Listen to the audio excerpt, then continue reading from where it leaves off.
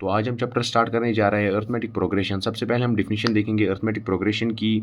Arithmetic progression एक ऐसा sequence होता है नंबर्स का जिनमें कि दो कंसेक्यूटिव नंबर्स अगर हम ले, उन दो कंसेक्यूटिव नंबर्स के दरमियान का डिफरेंस जो है वो हमेशा सेम होगा। ये आपको डिफिनीशन से और भी अच्छे से समझ आएगा। आप देख सकते हैं, arithmetic progression is a sequence of numbers in which the difference between any two consecutive terms is always the same. ये जो डिफरेंस होता है दो कंसेक्यूटिव टर्म्स के बीच, इस डिफरेंस को हम कहते हैं common difference. This constant difference is called common difference. अगर हम एग्जांपल से समझने की कोशिश करेंगे तो ये एक मैंने यहाँ पे सीक्वेंस ऑफ नंबर्स लिए हैं 2, 4, 6, 8, 10। यहाँ पर जो है अगर हम यहाँ पर कॉमन डिफरेंस निकालने की कोशिश करें जिसे हम डी से डिनोट करेंगे, हम कोई भी दो कंसेक्यूटिव टर्म्स ले सकते हैं। फॉर एग्जांपल मैं 2 और 4 लूँगा। 4 में से मैं 2 माइनस करूँगा तो यहाँ पे 2 आएगा, यानी कि कॉमन डिफरेंस जो है वो 2 आया।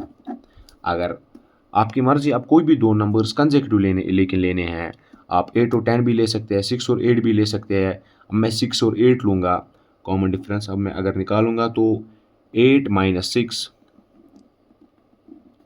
तो ये आएगा 2, यानी कॉमन डिफरेंस फिर से 2 आया। कॉमन डिफरेंस किन्हीं भी दो कंसेक्यूटिव टर्म्स के बीच हमेशा बराबर ही होगा। अगर मैं यहाँ पे दूसरी एग्जांपल लूँ 10, 7, 4, 1 और लगातार ऐसी सीरीज़ आगे भी चलती जा रही है।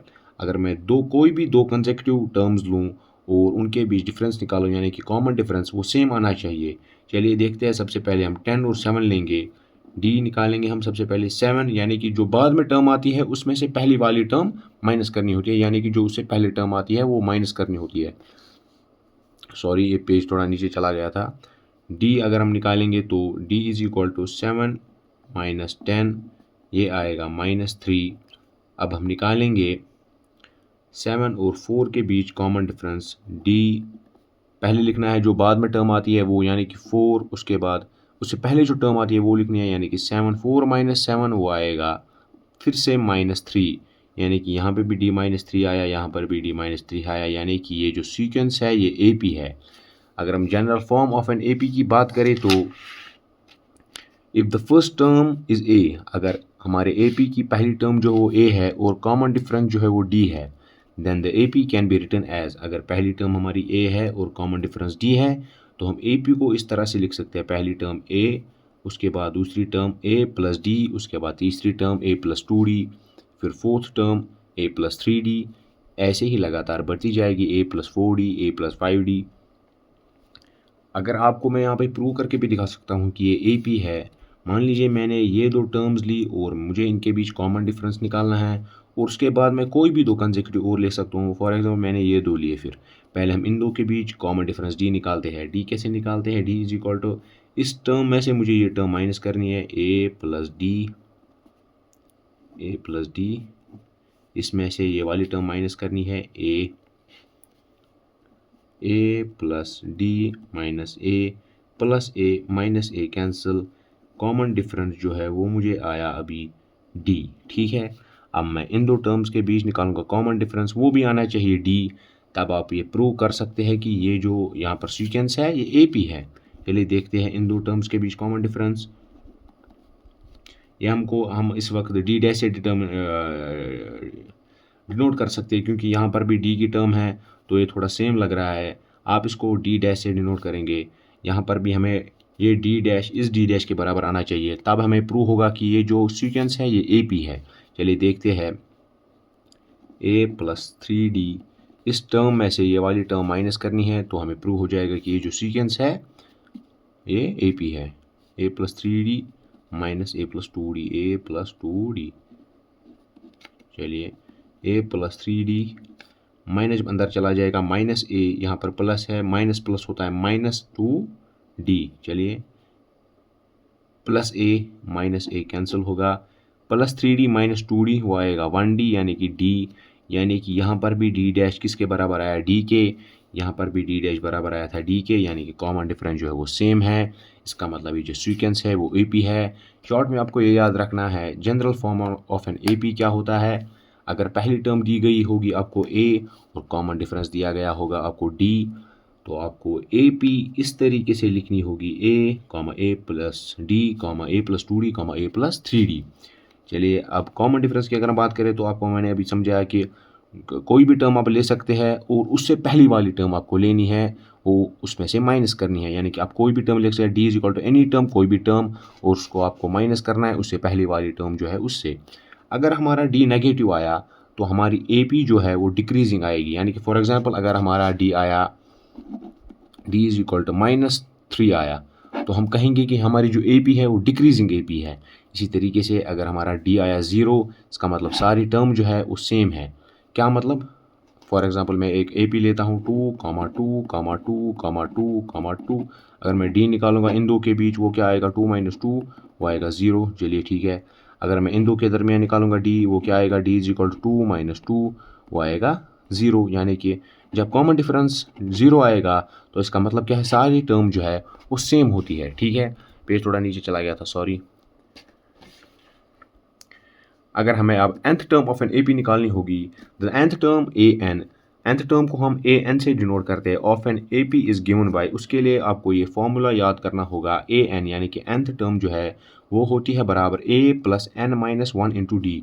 ये यहाँ पर जो a है ये होती है फर्स्ट टर्म, n जो है वो पोजीशन ऑफ द टर्म होती है, जो टर्म आपको निकालनी होती है। ये जो n यहाँ पर होगा वही n की वैल्यू आपको यहाँ पे रखनी है।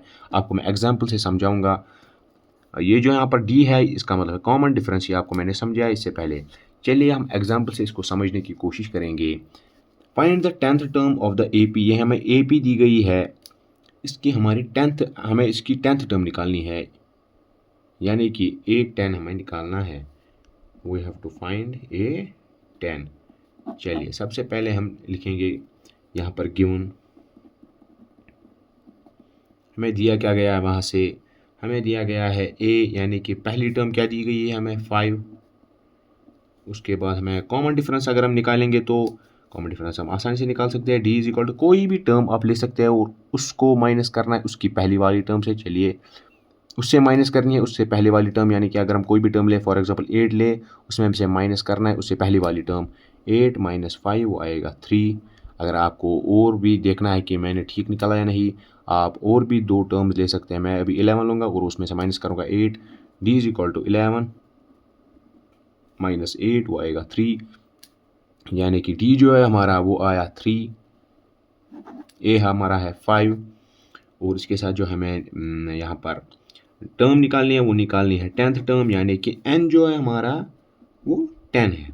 चलिए हम फॉर्मूला लगाएंगे nth term of an A P find करने के लिए। हमें निकालनी है 10th टर्म, यानी कि a n बराबर है a plus n minus 1 into D. चलिए यहाँ पर a हमें A10 निकालना है। a कितना है यहाँ पर? a 5, n कितना है? n है 10, माइनस क्या करना है 1, जो कि फॉर्मूला दिया गया है। यहाँ पर जो d है, d कितना है हमारा 3, यहाँ पर 5 प्लस 10 माइनस 1 आएगा 9, बाहर है 3 इंटू 3 कितना आएगा 5 प्लस 9, 5 प्लस 9 3 ज़ार 9 3 ज़ार 27, कितना आया ये 32, यानी कि A10 जो है यानी 10th टर्म है हमारी वो है 32। अब दूसरी फार्मूला आपको याद जो रखनी है वो रखनी है आपको sum of first and terms की, जिसको हम डिनोट करते हैं SN से। एक मिनट, sum of first and terms यानी कि SN of an AP। The sum of first and terms is SN, इसको हम डिनोट करते हैं SN से। इसकी दो फार्मूलाज है, n/2 और फिर bracket start 2a plus n minus 1 into D, आपको याद रखनी है। उसके बाद एक और छोटी सी फार्मूला है, अगर आपको कॉमन डिफरेंस नहीं दी गई होगी, आपको nth टर्म दी गई होगी, यानी कि an जो हमने अभी निकाला nth term of an AP an, अगर आपको an दिया गया होगा, कॉमन डिफरेंस नहीं दिया गया होगा, तो शॉर्ट में आप ये फार्मूला लगा के सम ऑफ n टर्म्स निकाल सकते हैं। एग्जाम्पल से मैं आपको समझाने की कोशिश करूँगा। Find the sum of first 10 terms of this AP। यहाँ हमें AP दी गई है। सबसे पहले हम देखेंगे इसमें हमें दिया क्या गया है, A दिया गया यानी फर्स्ट टर्म दी गई है 3। कॉमन डिफरेंस अब आपको निकालना आएगा, ये 7 में से 3 माइनस करेंगे आएगा 4। चलिए D दिया गया है 4, और हमें दिया गया है sum of find the sum of first 10 terms, यानी कि n दिया गया है 10, यानी कि नंबर ऑफ टर्म्स कितनी है 10, n भी दिया गया है, d भी दिया गया है 4, n भी दिया गया है 10, a दिया गया है 3। चलिए हम कौन सी फॉर्मूला लगाए, आप खुद देखिए, n भी दिया गया है, a भी दिया गया है, d भी दिया गया है, ये क्या a n कहीं पे दिया गया है नहीं, इसलिए हम a n वाली फॉर्मूला नहीं लगाएंगे, हम ये वाली फार्मूला लगाएंगे जिसमें हमें वैल्यूज़ वहीं से पता है। चलिए सम ऑफ फर्स्ट 10 टर्म निकालेंगे हम ये वाली फार्मूला यूज़ करेंगे, S N is equal to n by 2 2a plus n minus 1 into D. n की वैल्यू s कौन सी है, सम ऑफ फर्स्ट 10 टर्म्स, यानी कि n हमें रखना है 10, 10 बाई 2, n दिया गया था हमें 10, 2 इंटू a कितना दिया गया हमें 3 प्लस n कितना है 10, यहाँ पर हमने देखा अभी 10 माइनस 1, d कितना है 4,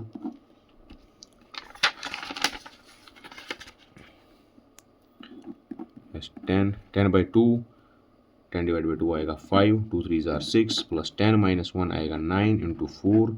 मैं आपको बिल्कुल स्टेप बाय स्टेप दिखा रहा हूँ ताकि किसी भी बच्चे को प्रॉब्लम ना हो।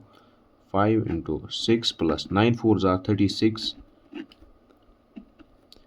5 इंटू 42 वो आता है 210, यानी कि sum of first 10 terms of this given AP is 210। तो मिलते हैं आपको नई वीडियो में जिसमें मैं आपको एक्सरसाइज 5.1 स्टार्ट करूँगा।